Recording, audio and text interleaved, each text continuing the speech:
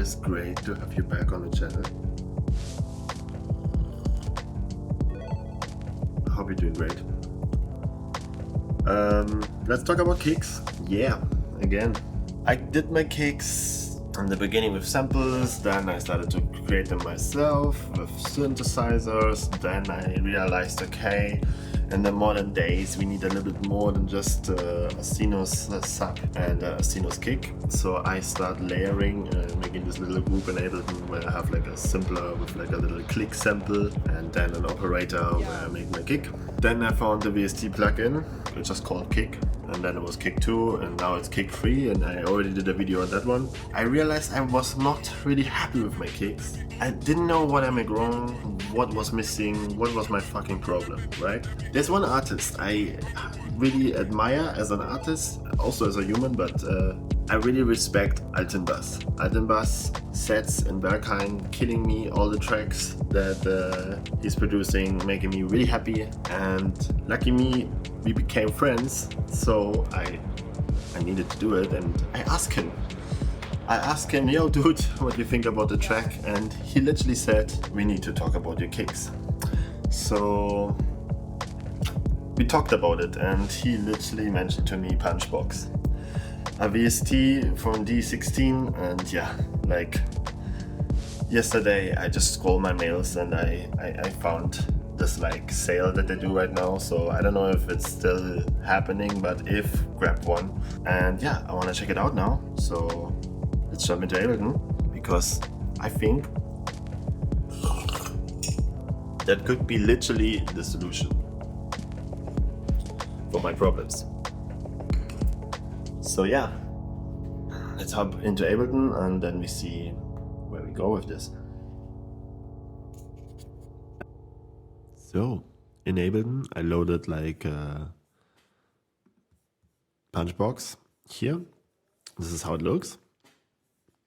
And before we go deep into that one, I just built a track now with it. Like I sit some hours here now, jammed a bit around, and figured out that this thing is actually amazing to create perfect kicks that even, because like the problem with most kicks is they're sounding amazing in solo, but then when you have a full mix going on, they just don't go through. And this one absolutely goes through. I'm so amazed how fucking good this thing sounds.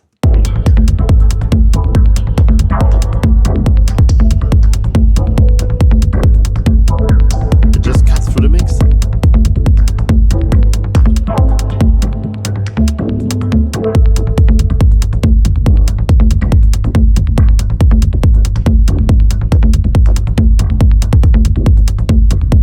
Like if I solo this now,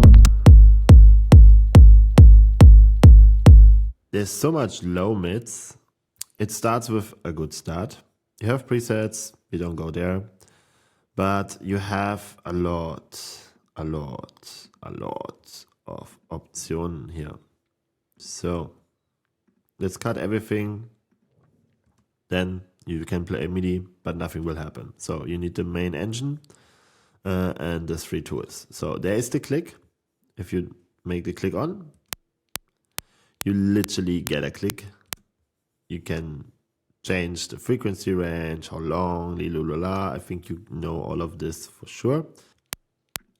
You have different clicks that you can check here. And sometimes you just want something like this on top of a body. The body would be the kick itself here. We have 808, we have 606. We have sample-based stuff, we have a 909, and we have a sinus generator. What I like a lot are sinus generator and 909s most of the time. I don't need samples because I already making my sample here right now, but of course, nice to have. If you load a 909, you have that. If you click. This kick is banging, wait. Limiter, yeah, better. So, sinus, and you're getting a beautiful clean kick. then you can add things like click. And when we now go through that,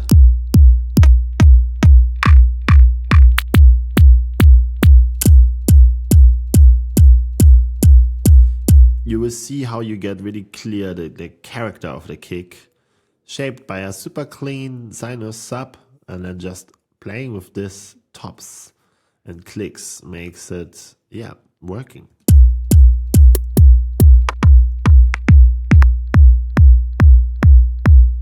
So, for example, we take that, then we have a top.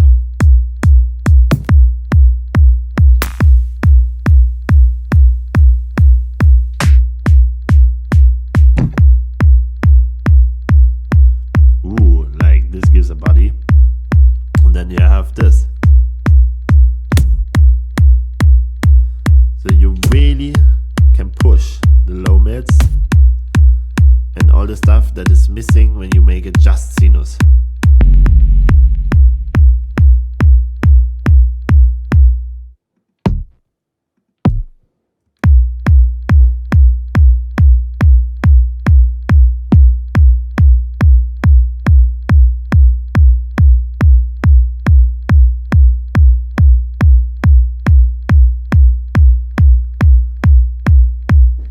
Of course, you can go here. I believe kicks should be not too long.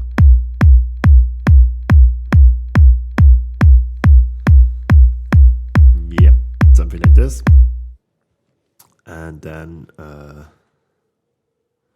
decay curved. Yeah, let's keep it all there. What's about the attack? No, I like it like this.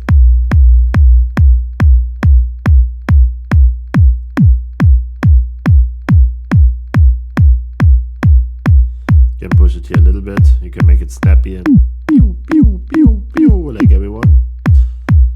But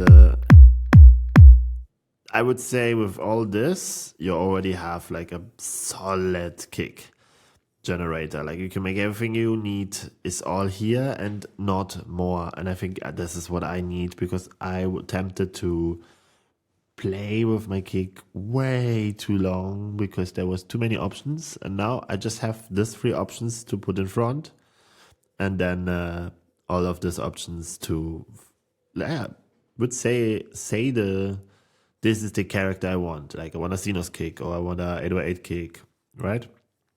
And there is presets, but they're not like so pregnant in front of you. Like they're not so like click me kind of vibe, you know? So I like that they're like here in the back and you don't need to touch them really. And then you just start designing with the front and here the bass. You make a solid kick, and this full thing is then your kick.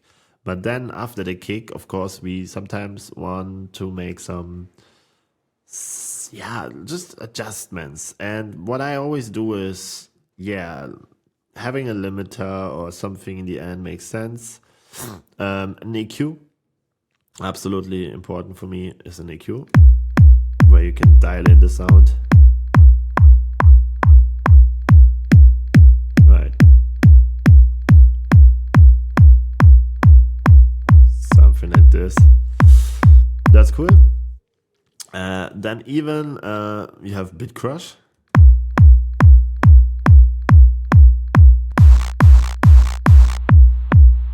If you wanna give it like 10-bit charm. Love it.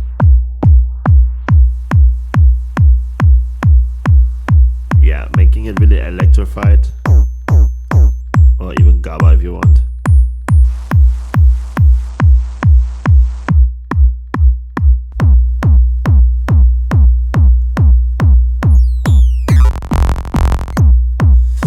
You can play with that. I don't use that so much. I like to make this kind of layer I get with this more like here in the front. But what I use sometimes is distortion. Can really dial characters in here.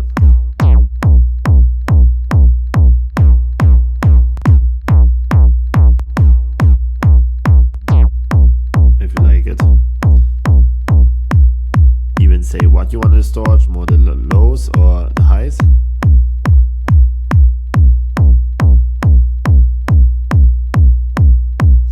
here.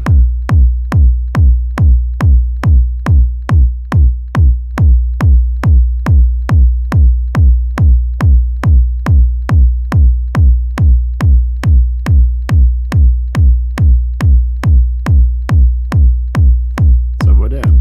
Yeah, without. And then with. And that's the thing that makes it pop through the mix. Plus, of course, we have this beautiful tops here.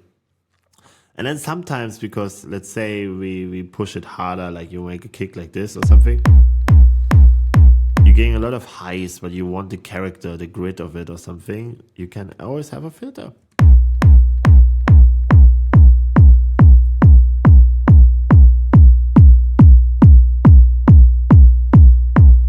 If you need so. I make that off and keep it here. And maybe even filter it a bit. Something like this. Yeah, and here we are.